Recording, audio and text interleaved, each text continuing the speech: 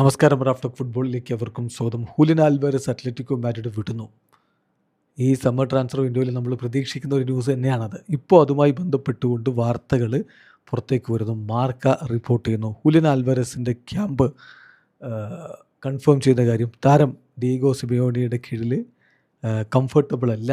അദ്ദേഹം Atletico Madrid വിടാൻ ആഗ്രഹിക്കുന്നു. ഓൾറെഡി വമ്പൻ ക്ലബ്ബുകളിൽ നിന്ന് താല്പര്യം പ്രകടിപ്പിച്ചുകൊണ്ടുള്ള മെസ്സേജുകൾ വന്നിട്ടുണ്ട്. ലൂയിസ് എൻറിക്കെ ഒരു ഡയറക്റ്റ് മെസ്സേജ് തന്നെ താരത്തിന് അയച്ചിട്ടുണ്ട്, താല്പര്യം ആരാഞ്ഞുകൊണ്ട്. നമ്മൾ കഴിഞ്ഞ ദിവസങ്ങളിലൊക്കെ കേൾക്കുന്നൊരു വാർത്ത തന്നെയായിരുന്നു. PSG ഹുലിൻ ആൽവാരസിനെ സ്വന്തമാക്കാൻ ആഗ്രഹമുണ്ട്, അവർ നീക്കങ്ങൾ ആരംഭിച്ചു എന്ന്. അതിന് തുടർച്ചയായിട്ട് വേണം ഇത് കാണാൻ. കൂടാതെ Mikel Arteta March to May, അതായത് ഈ കുറഞ്ഞ മാസങ്ങളായിട്ട് കോൺടാക്ട് ചെയ്തുകൊണ്ടിരിക്കുകയാണ് താരത്തിനെ സ്വന്തമാക്കാൻ വേണ്ടിയിട്ട്.